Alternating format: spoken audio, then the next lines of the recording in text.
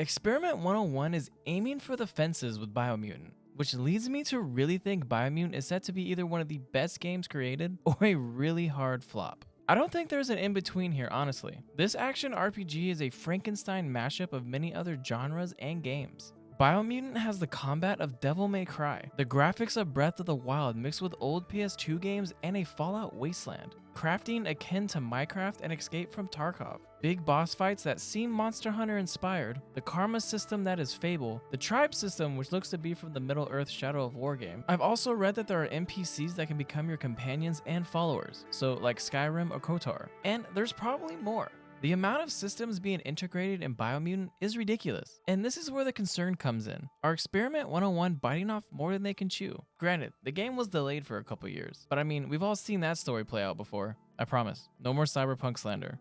That still hurts my heart for what happened.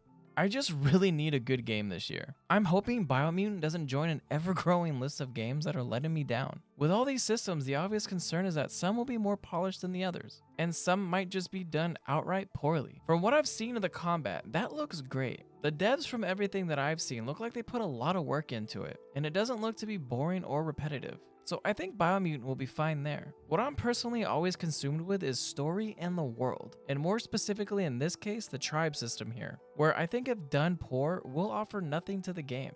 I want to read a paragraph from GameRant about the tribes that I found. Biomutant includes tribes too, as part of its story. When dealing with the tribe lords, players will also have a choice of allying with them and mending the bridges between all factions for the greater good, and saving the Tree of Life. Or they can wish to go out of their way to bring them all down in big, messy fights. All these aspects are reportedly elements that will alter the story, or at least have some minor impact over its course, opening up or closing paths based on the choices. Biomutant sounds like a great game for players who love to make choices that actually matter, with new playthroughs capable of becoming completely new experiences to live. This sounds great, I love it, but it's difficult to pull off well. On one side, it can be super in-depth and offer a lot of choice and repercussions, depending on which side you join, how you choose to deal with the others, etc. Or, we've seen it many times, it can really just offer nothing, and be like a faux system where in the end your choices don't really matter. If I join one tribe, I want that to really mean something. I want the other 5 to be upset, or fight me on sight, or even try to get me to join them instead. I mean, it could be like that, we have no idea. I just really want things to matter. Or really, what's the point? I just feel like as players, we keep getting let down with games that offer choices, but then don't do anything.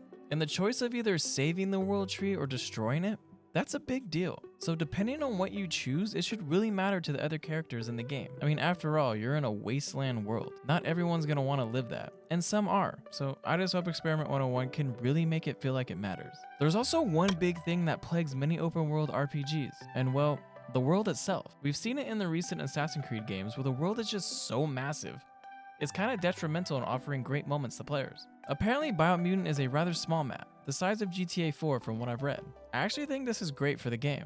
Biomutant will bode well with a smaller map size that is filled with secrets and great moments to offer players. And it looks like it has exactly that. From the world trailer, we can see many different biomes filled with lively fauna, merchants and workers, as well as hazardous areas of toxins, and the feeling of danger. I think if the devs nail the world design, half the battle is won. And then the other systems just need to fall into place. Now, I want to ask you, do all these systems need to be completely amazing for Biomutant to succeed? Or will one not performing well cause the game to fail? I already mentioned where I think the disconnect in this game will most likely come from if not pulled off correctly, and that's the tribes and the story connection. For me, this makes or breaks Biomutant. If I don't feel the continuity of the story making sense, fighting big bosses won't feel as epic as it should. And I don't even know if continuity is the right word here. I want Biomutant to feel like we're really saving or destroying the world for a purpose. And we have the tribes there backing us or against us with meaning. But with the combat system with the endless craftable weapons, the kung fu, the powers that are there, we are forgetting what could save Biomutant even if some of those systems are lackluster. And that's fun. If Biomutant is as fun as it appears to be in the trailer, then surely that could lift the game above the failed threshold. After all, games are made for fun, and Biomutant doesn't look short in the fun category at all. From the trailers, you can see the critters flying around with crazy weapons and swords, and powers and missiles and just outright craziness if you ask me. And this is something that I believe could have players talking about the game for a long time. Again, I want to know your thoughts on this. Leave a comment down below, please. And if you found value here, please leave a like. Stick around for some more videos coming up. And until next time, peace.